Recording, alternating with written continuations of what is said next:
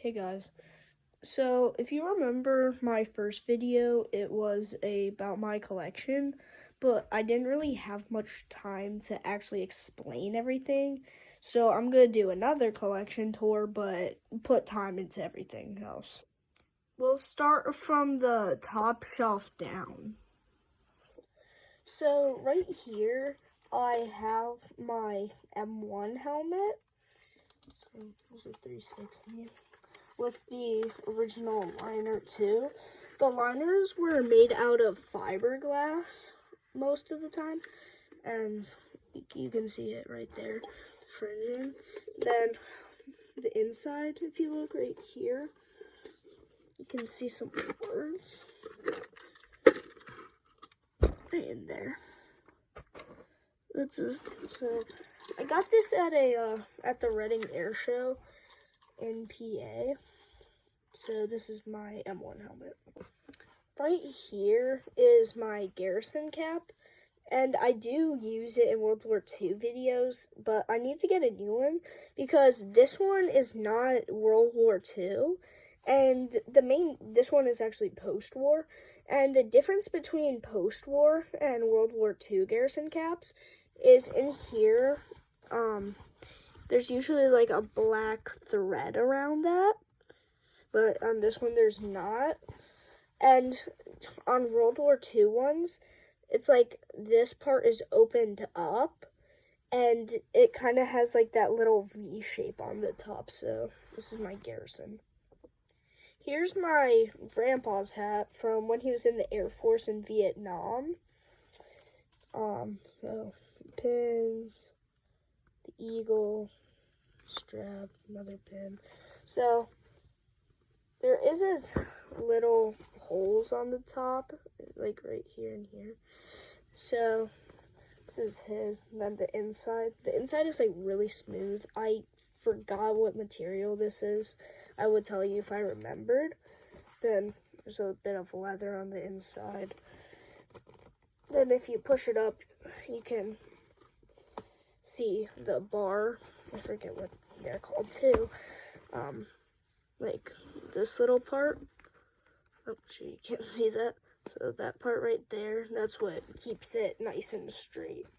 So this is my Air Force hat. This right here is a summer camouflage, more modern military hat. And because like I'm not that big of a nerd, I'm more World War II, I have no idea what era this is. So if any of you guys know, that'd help out a lot. It's the inside, some tags. So that's that. Here I have a summer patrol cap, Army I do believe, and so there's like vents and stuff. And when I got it at a yard sale, I do believe the guy said that it was from the 1990s or 2000s. Again, I have no idea if any of you guys know, that helps.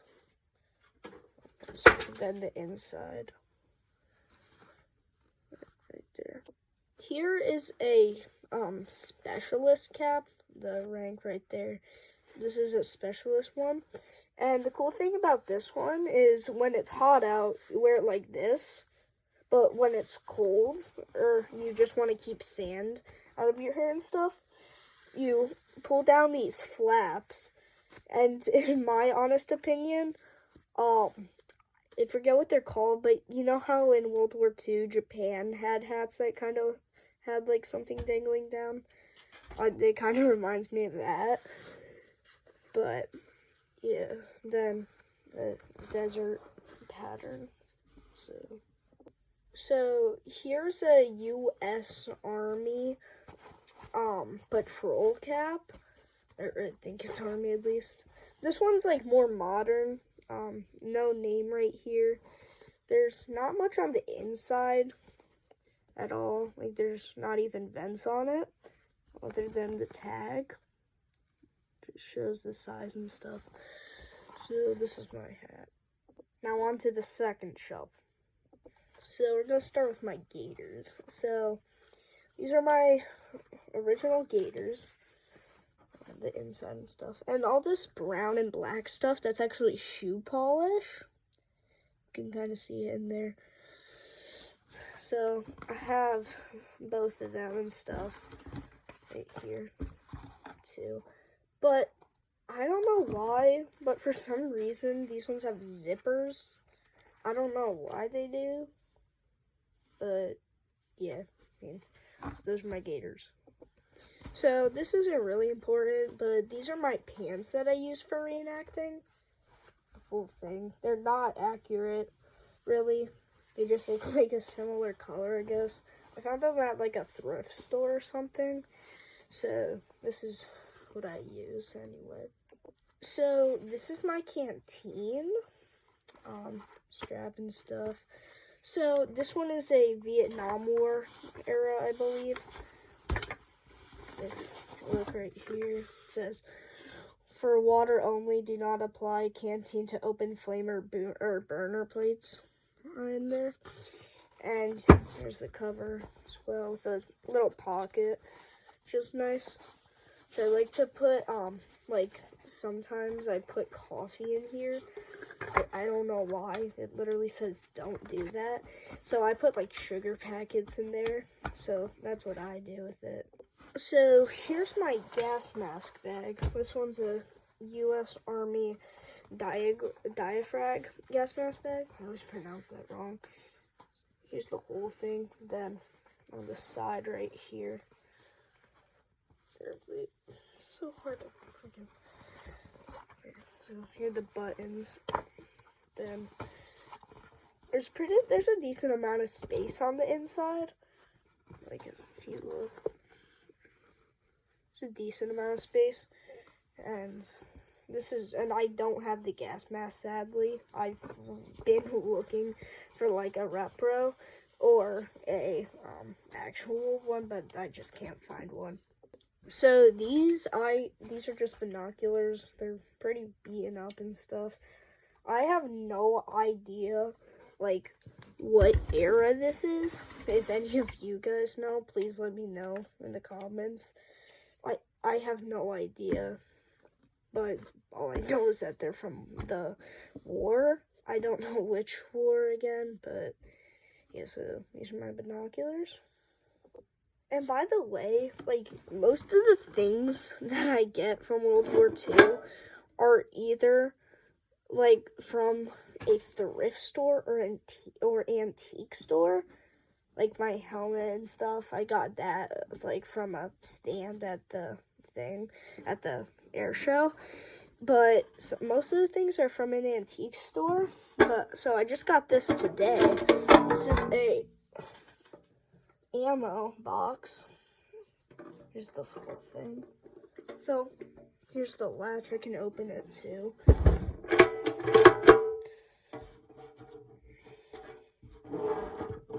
So you have to lift this up first, and then take off this. Try to stable this. So then you have to pull pretty hard. Like you hold on to this part, the pull. So I'll show you the inside. So here's the inside of it. So here's the inside of the ammo box.